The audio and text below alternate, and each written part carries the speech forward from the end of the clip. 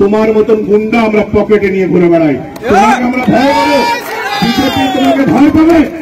আগামী দিনে আপনাদের মঙ্গল, আমার জন্য বলছি না, পুলিশ নিরপেক্ষ থাকলেও আমরা পাওয়ারে আসবো, পুলিশ নরেনের দিকে থাকলেও আমরা পাওয়ারে আসবো, কিন্তু আপনাদের মঙ্গলের জন্য বলছি, পুলিশ অফিসারদের মঙ্গলের জন্য বলছি। আমি যখন বিধায়ক ছিলাম, যদি কোনো ট্রাকের অ্যাক্সিডেন্টে কেউ মারা গেল, ট্রাকওয়ালার অবস্থা খারাপ থাকতো যে এবার বিধায়ক আসছে, আমাকে 10 লক্ষ টাকা 20 লক্ষ টাকা দিতে হবে। এই সময় কেউ মারা যায়, তৃণমূলের লোকেরা খুব খুশি হয়ে যায়, মারা গেছে তাকে দেবো 5 লাখ 7 লাখ এবং মালিকের কাছ থেকে 20 লক্ষ টাকা নিতে হবে। এত নিকৃষ্ট মানে ব্যক্তি, বাঁচাতে পয়সা নেবে, মানুষ যদি মারা যায় অ্যাক্সিডেন্ট সেখান থেকেও কমিশন নেবে। এই ধরনের ব্যক্তির রাজনৈতিক পরিসরে থাকার কোন দরকার নেই, এটাকে আমরা রাজনীতি করি। নরেন বাবুকে বলি, नरेन बाबू ये तो अभी झांकी है, असली पिक्चर अभी बाकी है। পাণ্ডবেশ্বরে যত বিজেপি কর্মীরা চাইছে তুমি বিদায় নাও, তার চেয়ে অনেক বেশি টিএমসি কর্মীরা চাইছে তুমি বিদায় নাও। 11টা পর অনেক বিজেপি কর্মীদের যে করুণ অবস্থা, তার চেয়েও করুণ অবস্থা পুলিশের। বিজেপি তো কর্মীরা তবু ফ্রি, কিন্তু পুলিশের কোনো ফ্রিডম নেই, তাদেরকে তৃণমূল কংগ্রেসের কথায় চলতে হয়, উঠতে হয়। এই জলের বোতল কোন কয়লা চোর, বালি চোর বা লোহা মাফিয়ার পয়সায় কেনা হতে পারে, তো আপনি পাপের ভাগী হন, আমরা ওই পাপের ভাগী হব না। লোহা চোর, কয়লা চোর, বালি চোরের পয়সায় জল গ্রহণ আমরা করব। পুলিশকে বলি, আমরা জানি পুলিশকে সরকারি কথা মেনে চলতে হবে, কিন্তু পুলিশকে বলি 60-40 থাকলে আমরা খুব বেশি কিছু বলবো না, যা করছেন করুন, কিন্তু 80-20 হয়ে গেলে আমরা আপনাদেরকেও ছেড়ে কথা বলবো না। পাণ্ডবেশ্বর বিধানসভায় অন্ডল থানা, পাণ্ডবেশ্বর থানা, লাউদোয়া থানা, এনডিপিএস থানা, 4টে থানা আছে। 4টা থানা আধিকারিকদেরকে বলি,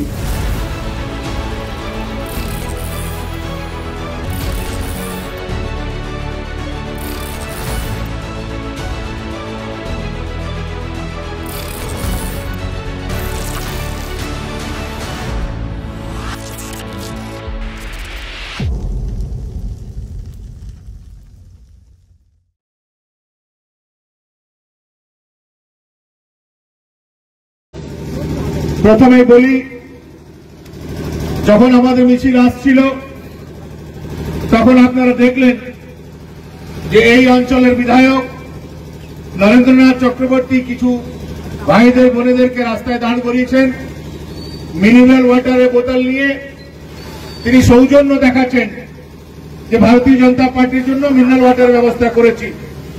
ভাই, আমরা ভারতীয় জনতা পার্টি কর্মী, আমরা কলের জল খাই, মিনারেল ওয়াটার খাওয়ার অভ্যাস আমাদের এখনো হয়নি। এবং পাণ্ডবেশ্বরে অনেক অঞ্চল আছে যেখানকার মানুষ কলের জলও পাচ্ছে না। এই মিনারেল ওয়াটারের বিলাসিতা আপনি করতে পারবেন, আমাদের পক্ষে সম্ভব না। সকালে আমাকে কয়েকজন বলল যে দাদা, এই যে মিটিং করতে দেবে না বলেছিল, তারপরেও হাইকোর্টের নির্দেশে যেহেতু আপনাদের দল মিটিং করছে, এটাতে যার ও ফেস লস হয়েছে সেটা রিপেয়ার করার জন্য সে এই কাজগুলো করছে।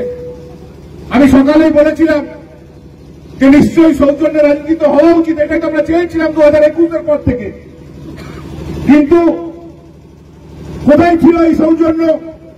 2021-এর নির্বাচনের ফলাফল পর থেকে, যখন প্রায় 8টা পার্টি অফিস আমাদের পাণ্ডবেশ্বরের বিভিন্ন অঞ্চলে জেসিবি লাগিয়ে আপনি গুড়িয়ে দিয়েছিলেন, সেদিন আপনার এই সৌজন্য কোথায় ছিল?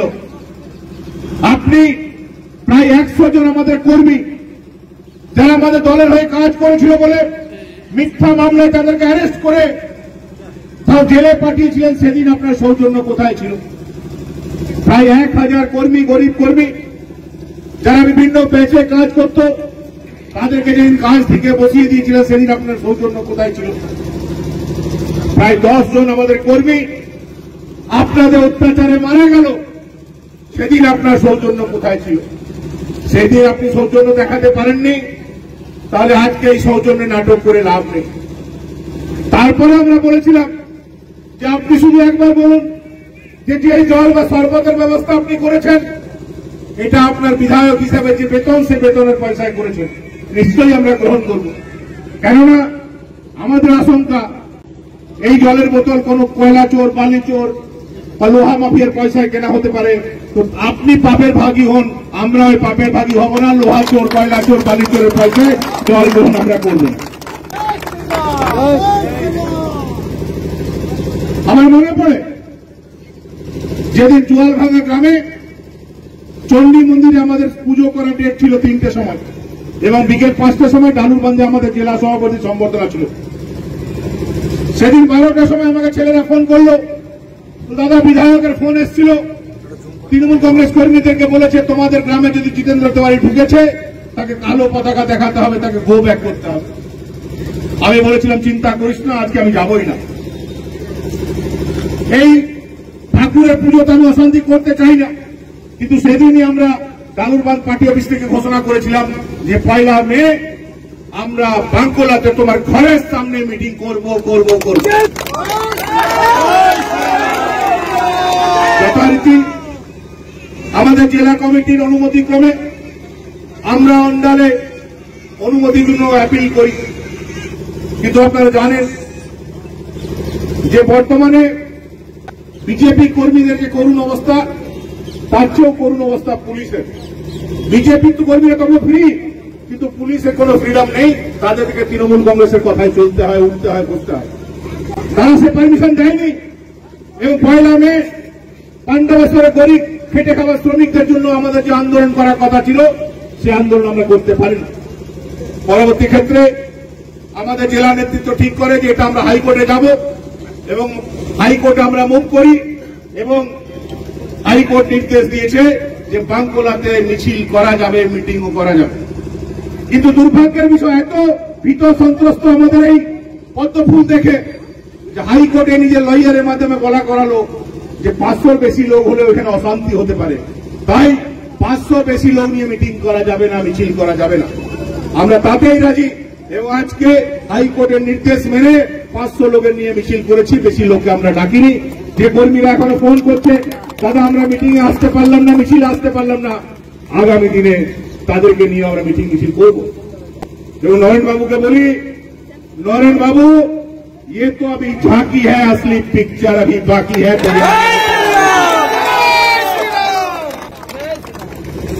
सौजन्यर कथा तुम्हार काछ थेके शिखबो। लोकसभा भोटेर समय पार्टी अफिसे तुम ना बोलेছিলে যে যারা বিজেপি করে তাদেরকে ধমকাতে হবে, চমকাতে হবে, তারপরে যদি কেউ ভয় না পায় তারা যেন ভোট না দিতে পারে সে ব্যবস্থা করতে হবে। ওই ভিডিও চারিদিকে ছড়িয়ে আছে, ওই দিন কিন্তু আমরা ভুলে যাইনি। তুমি সৌজন্যের কথা বলছো, যারা তোমার কথা শোনে না, তোমার বাঙ্কোলা পার্টি অফিসে গরিব খেটে খাওয়া মানুষ কোন প্রতিবাদ করতে গেছে তাকে ধরে পুলিশের কাছে আর্মস দিয়ে পাঠিয়েছো, তাকে মিথ্যা মামলা দিয়েছো, সেই সব দিন কিন্তু আমরা ভুলে যাই। এবং আমার মনে পড়ে আমি কিছু প্রশ্ন রাখি, আর তুমি খুব নিজেকে ভদ্র সাজার চেষ্টা করছো। 2021 নির্বাচনের পর পাণ্ডবেশ্বর আমাদের এক মহিলা নেত্রী ছিলেন সোনালী গিরি, কোটাডিতে বসবাস করত। তার মাথায় টিউমার হয়েছিল, টিউমারে অপারেশন হলো। আমি খবর পেলাম যে সোনালীদির মাথার অপারেশন হয়েছে। আমি দলীয় কর্মীদেরকে বললাম চলো একবার দেখা করে আসি। আমি গেলাম খুবটাটি সোনালীদির সঙ্গে দেখা করতে। ওনার বাড়িতে বসে আমরা চা খাচ্ছি। সোনালীদি বললেন দাদা আপনারা এলেন, আমার খুব ভালো লাগলো, কিন্তু এরপর তো আমার উপর অত্যাচার শুরু হবে। আমি বললাম আপনার মাথার অপারেশন হয়েছে, আপনার উপর অত্যাচার হবে? উনি বললেন হ্যাঁ দিদি হবে, হ্যাঁ দাদা হবে। এবং আমি বসে থাকতে আমার চা শেষ হয়নি, তার আগেই মারো মারো মারো মারো আওয়াজ এবং ঢিল ছোড়া শুরু হলো সোনালীদির বাড়ি। আমার সঙ্গে সিকিউরিটিরা ছিল। আমি বাড়ি থেকে বেরিয়েছি, কোনোভাবে আমাকে সেভ করার চেষ্টা করলো। আমি সেখানে বসে গেছিলাম, না কোনোভাবে উঠে যাবো না, দেখি তাদের কত ক্ষমতা। পরবর্তী ক্ষেত্রে পুলিশ এবং সিকিউরিটিরা মিলে আমাকে ওইখান থেকে নিয়ে যায়। কিন্তু বাড়ি ফিরে খবর পেলাম যে সঙ্গে সঙ্গে সোনালীদির ঘরে যে ইলেকট্রিক লাইট ছিল সেটা কেটে দেওয়া হয়েছে। আমি অনেক তৃণমূল নেতাদেরকে ফোন করেছিলাম যে আমার উপর রাগ আছে, আমাকে যা করবে করো। মহিলা মাথায় সার্জারি হয়েছে, গরম গ্রীষ্মকাল, ও লাইটটা দিয়ে দাও, ভাই কষ্ট পাচ্ছে। এরা বলেছিল না, সোনালী গিরি যতক্ষণ এসে তৃণমূলের ঝান্ডা নিয়ে আমাদের দল জয়েন করবে না তাকে জল দেওয়া হবে না, তার ঘরে লাইট দেওয়া হবে। পরের দিন তার জলের লাইন কেটে দেওয়া হলো। এবং এত কষ্টের মধ্যে ছিল পাশের বাড়ি থেকে বালতিতে করে তাকে জল নিয়ে দিচ্ছে, যে ব্যক্তি পাশের বাড়ি থেকে তাকে বালতিতে জল দিয়েছিল তাকেও মেরে মাথা ফাটিয়ে দেওয়া হলো। কেন তুমি সোনালী গিরিকে পানীয় করা জল দিয়েছ? এবং 3 দিন কষ্ট করার পর সোনালী ফোন করলেন, দাদা কি করব? আমি বললাম বলুন দিদি। বলে দাদা আমাকে ক্ষমা করবেন, আমার পরিবার বাঁচা, আমি মরে যাই কোনো চিন্তা নেই, কিন্তু আমার ছেলেটা মারা যাবে, আমার স্বামী মারা যাবে, তাই আমি তৃণমূলের ঝান্ডা ধরে নিচ্ছি। 3 দিন পর এই নরেন চক্রবর্তীর সামনে গিয়ে ও বসেছিল চেয়ারে, সোনালী গিরিকে ঝান্ডা ধরিয়ে তারা তৃণমূল কংগ্রেস করতে বাধ্য করেছে। তুমি সৌজন্যের কথা বলছো, একটা ঘটনা আমি ভুলে যাইনি, মনে পড়ে আমার। মোহন এসছে, মোহন বাতকর এসছে। মোহন বলল, দাদা আমার অঞ্চলে কিছু মায়েদের বোনেদেরকে বস্ত্র দিতে হবে। আমি বললাম কোনো অসুবিধা নেই। ও বেচারা বলল, দাদা আমাকে 200-300 টাকা দিন, আমি আপনাকে স্বাগত করে নিয়ে যাবো, দুটো ঢাকি করবো। দুটো ঢাকি করলো, শাড়ি নিয়ে গেল। আমরা যাচ্ছি যে বস্ত্র বিতরণ হবে। কেন্দ্রা অঞ্চলে ঢোকার আগে রাস্তাতে সেদিন আমার সঙ্গে আমার নীল বাধ্য করে আমার গাড়িতে ছিল, কয়েকজনকে রাস্তায় বসিয়ে দেওয়া হলো। 1 ঘন্টা পুলিশ চেষ্টা করলো যাতে আমি যেতে পারি, আমাকে যেতে দেওয়া হলো না, কেননা মায়েদের বোনেদেরকে যেন বস্ত্র না দিতে পারে, সেখান থেকে আমাকে ফিরিয়ে দেওয়া। বহুলাতে পুজো দিতে আসবো, বহুলা মোড়ে আমাকে আটকে পড়ে, কেউ মাটি ছুড়া, কেউ ডিম ছুড়া। আমি বলেছিলাম এই ডিমটা গরিব বাচ্চাদেরকে দে ভাই, বাচ্চারা খেয়ে, আমার উপর ডিম ছুড়ে কি লাভ আছে? 1 ঘন্টা ধরে আমাকে আটকে রেখেছিল।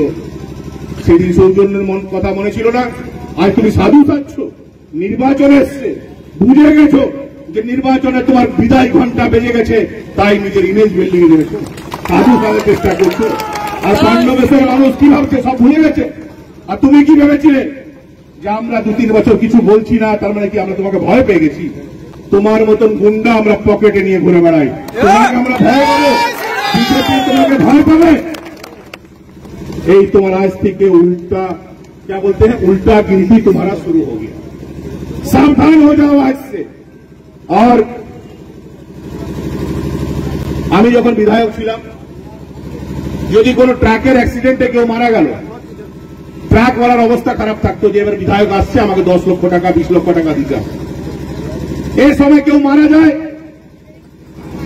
তৃণমূলের লোকেরা খুব খুশি হয়ে যায়, মারা গেছে তাকে দেবো 5 লাখ 7 লাখ, এবং মালিকের কাছ থেকে 20 লক্ষ টাকা নিতে হবে।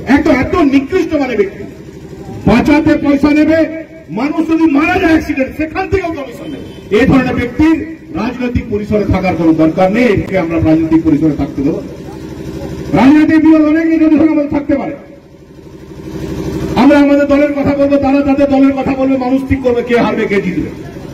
কিন্তু সমাজের জন্য ক্ষতিকর, তাই একে রাজনৈতিক পরিসর থেকে আমাদেরকে দূরে সরাতে হবে।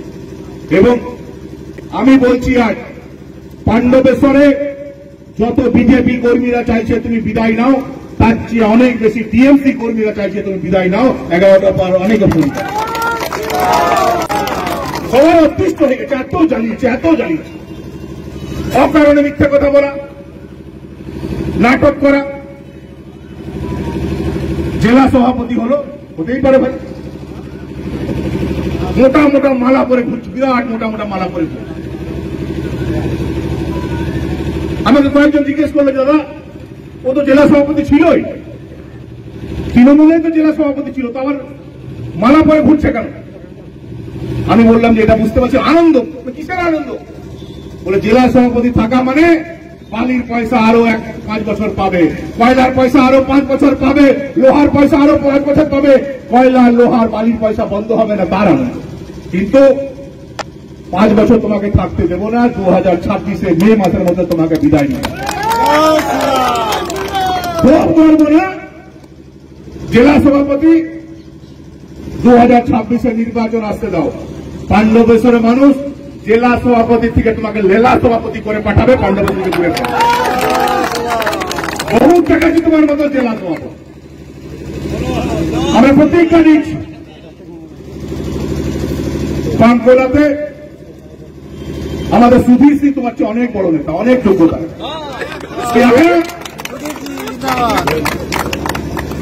ভালো না করতে পারুক, কারা খারাপ করে না, কার উপর অন্যায় করে না, কার উপর অত্যাচার করে না। প্রয়োজন হলে সুধীর সিংকে বাঙ্গুলা মানুষ নেতা মেনে নেবে, কিন্তু তোমাকে নেতা থাকতে দেবো না, দেবো না, দেবো না। সাবধান হয়ে যাও, সাবধান হয়ে যাও। আজ বাঙ্গুলাতে মিটিং করেছি, এখনো সময় আছে, সাবধান হয়ে যাও। অত্যাচার করা বন্ধ করো, যাদের উপর অত্যাচার করেছো তাদের কাছে ক্ষমা চেয়ে নাও। আর তা না হলে আজকে বাঙ্গুলা মিটিং হয়েছে, পরের মিটিং সুভাষ কলোনিতে করবো, তোমার ঘরের সামনে, কেউ আটকাতে পারবে না। তোমার ঘরের সামনে সুভাষ কলোনিতে মাইক বেঁধে মিটিং করবো, সেদিনও আসছে। বেশি দিন যদি বাঁচতে চাও ক্ষমা চেয়ে। আমরা এই পরিবেশ চাই না পাণ্ডব, আমরা চাই সমস্ত রাজনৈতিক দল তাদের কথা বলবে, মানুষ বেছে নেবে, মানুষ যাকে পছন্দ তাকে বেছে নেবে। আমরা তৃণমূল বিরুদ্ধে কথা বলবো, তারা আমাদের বিরুদ্ধে কথা বলবে। আমরা আমাদের উন্নয়নের কথা বলবো, তাদের ব্যর্থতার কথা বলবো। তারা তাদের উন্নয়নের কথা বলবে, আমাদের ব্যর্থতার কথা বলবে। মানুষ সিদ্ধান্ত নেবে না, ও মানুষকে কথাই বলতে হবে, কথা বলার অধিকার মানুষের কাছ থেকে কেড়ে দিয়েছে। আর আমি একটা কথা বলে দিয়ে যাই, যে 1-1.5 লোক প্যাচে চাকরি করতেন, সবাই রেডি থাকুন। 2026-এ ফলাফল বেরোনোর পর আমার জেলা সভাপতি অনুমতিক্রমে বলছি, রেজাল্ট বেরোনোর 1 মাসের মধ্যে, 30 দিনের মধ্যে সবাইকে আবার আমরা প্যাচে জয়েন করাবো। কারো ক্ষমতা নাই কাউকে আসবে। এবং 2021-এর পর প্রচুর ভোটারের নাম কেটে দিয়েছে। আমি বলে যাই, যাদের ভোটার কার্ড আছে নাম কেটে দিয়েছে। 2022-এ দেখেছেন আপনার নাম নেই, 2024-এ দেখেছেন আপনার নাম নেই। যদি আপনার ভোটার কার্ড পুরনো থাকে, এক সময় আপনি পাণ্ডবেশ্বরে ভোট দিয়েছেন, আপনার নাম কেটে দিয়েছে, ওই ভোটার কার্ডের জেরক্স নিয়ে আমাদের মন্ডল সভাপতিদের সঙ্গে দেখা করুন। আপনাদের নাম কিভাবে তোলানো যায় সে ব্যবস্থা আমাদের দল করবে। আমরা একটাও জেনুইন ভোটারকে নাম বাদ দিতে দেবো না, দেবো না, দেবো।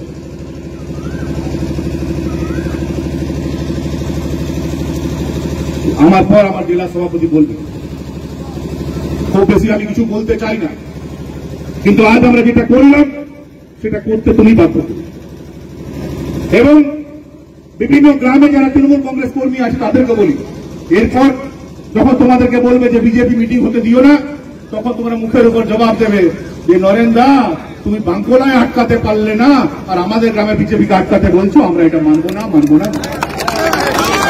এই কারণে তো এখানে মিটিং। জবাব দিয়ে দিলাম, তুমি গ্রামের ছেলেদেরকে বলছো তো যে বিজেপিকে আটকাও, তোমার ঘরের সামনে মিটিং করে দেখাও, তুমি আটকাতে পারলে না, তাহলে ছেলেদেরকে কেন বলছো ভাই? আর পুলিশকে বলি, আমরা জানি পুলিশকে সরকারি কথা মেনে চলতে হবে, কিন্তু পুলিশকে বলি 60-40 থাকলে আমরা খুব বেশি কিছু বলবো না, যা করছেন করুন। কিন্তু 80-20 হয়ে গেলে আমরা আপনাদেরকেও ছেড়ে কথা বলবো না।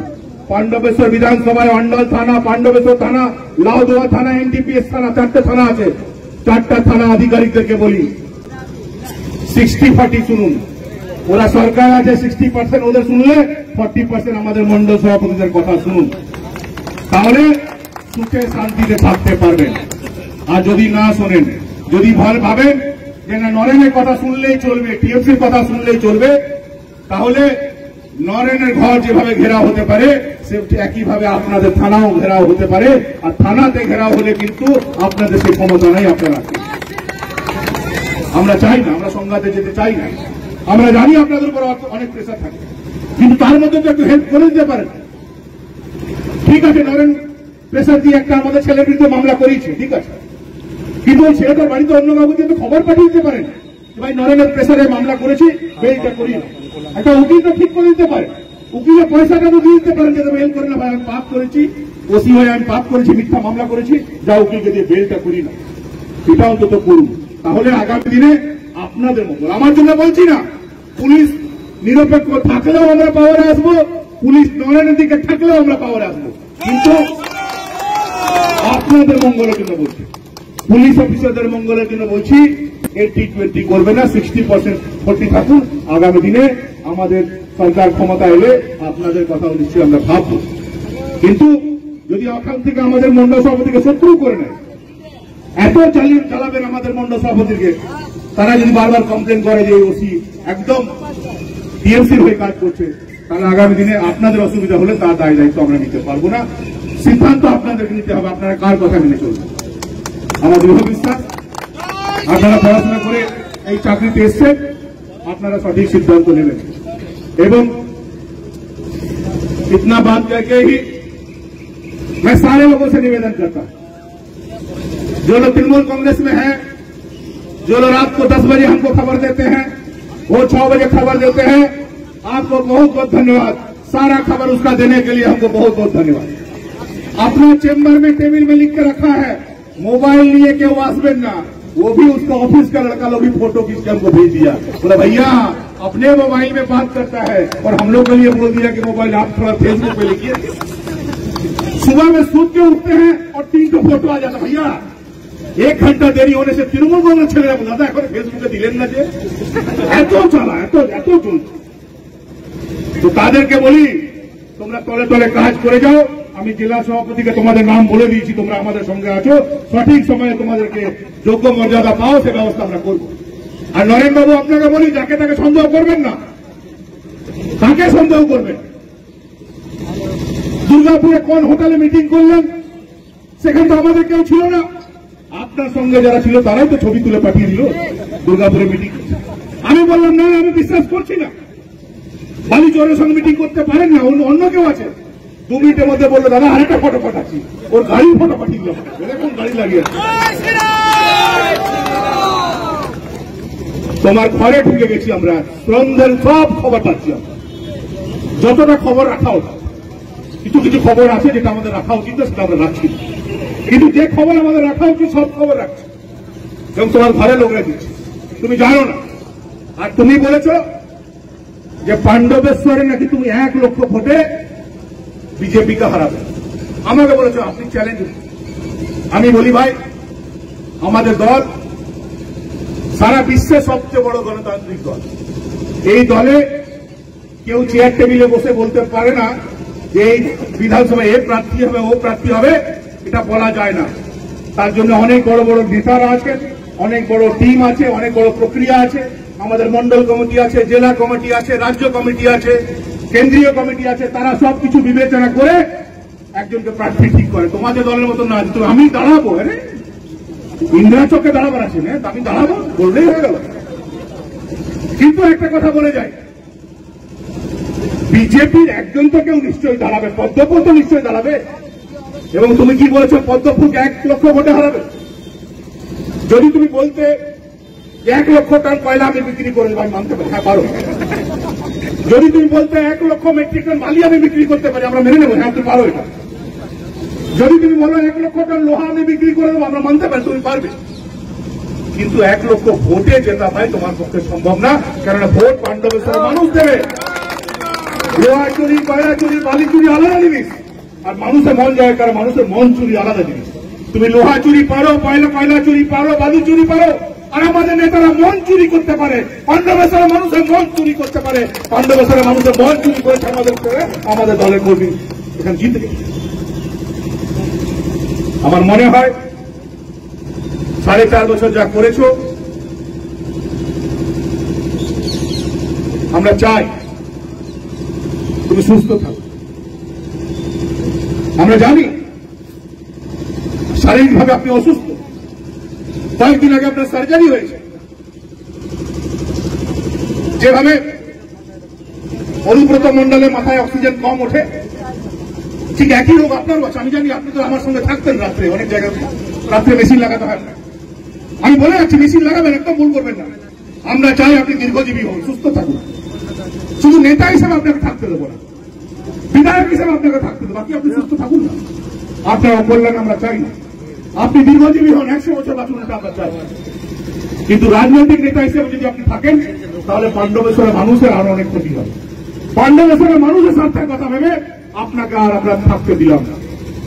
এবং আমাদের দলকে চ্যালেঞ্জ করেছেন, তোমাদেরকে বলে যায়, তোমাদের কলকাতার বেশ কিছু নেতাদের সঙ্গে আমার যোগাযোগ আছে ভাই, এবং তারা বলছিল যে আমি বললাম যে তোমার তো নরেন চক্রবর্তী বলছে এত বড় বড় কথা, ওরা একবার বলো যে আগে টিকিটটা পেয়ে দেখা, পাণ্ডবেশ্বরে আগে টিকিট পেয়ে দেখাও। তোমার পেছনে তোমার 3 জন রেডি আছে, তিনজন রেখে আছে, ঠিক টাইট দিচ্ছে, কলকাতায় সব খবর পাঠাচ্ছে, তুমি কোথায় মাল তুলছো, কোথায় মাল দিচ্ছ, সব খবর কলকাতায় যাচ্ছে। এবং হিসাব যদি ঠিকভাবে না বোঝাতে পেরেছো, তাহলে আগামী দিনে তোমার দল তোমাকে এখানে মনোনয়ন দেবে কিনা তারই কোনো গ্যারান্টি নেই। আর দল যদি মনোনয়ন দেয়, তাহলে ভারতীয় জনতা পার্টি তোমার জন্য ব্যবস্থা করে রেখেছে। এবং আমি ওপেন চ্যালেঞ্জ করছি, বিরাট বড় তুমি বীর, তারা তোমার পুলিশকে বলো আগামী দিনে পাণ্ডবেশ্বর যে কোনো জায়গায় মিটিং করতে আমাদেরকে পারমিশন দেখ, তুমিও মিটিং করো। পাণ্ডবেশ্বরের বাইরে থেকে নেতৃবৃন্দ ছাড়া একটা লোক আসবে না। তোমার চেয়ে বেশি লোক, তোমার পদ্ম ফুলের, আমাদের পদ্ম ফুলের ঝান্ডা তোমার জোড়া ফুলের চেয়ে বেশি যদি না হয়, আমাদের দলের কর্মীরা সংখ্যা তোমার চেয়ে বেশি যদি না হয়, আমরা রাজনীতি ছেড়ে দেবো। পাণ্ডবেশ্বরের মানুষ জ্বলে গেছে। রাস্তায় যখন আসছি চুপি চুপি সবাই হাত নাড়ছে, দাদা মানে বলতে চাইছে দাদা দিন দিন, আমরা পারছি না। আমরা বুঝতে, মানুষের অন্য কিছু আমরা না বুঝতে পারি, কিন্তু মানুষ কি চাইছে সেটা আমরা বুঝি। এবং বাঁকুড়ার মানুষ যদি এত বিতসত্ব তোমার উপর, তাহলে গোটা পাণ্ডবেশ্বর মানুষ কি ভাবছে দেখো। পাণ্ডবেশ্বর মানুষ চাইছে তুমি বিদায় নাও। এবং তোমাকে বিদায় দেওয়ার জন্য আজ ভারতীয় জনতা পার্টি রাস্তায় নেমেছে। কি হবে তো নাকি? হবে তো? जो हमसे टकराएगा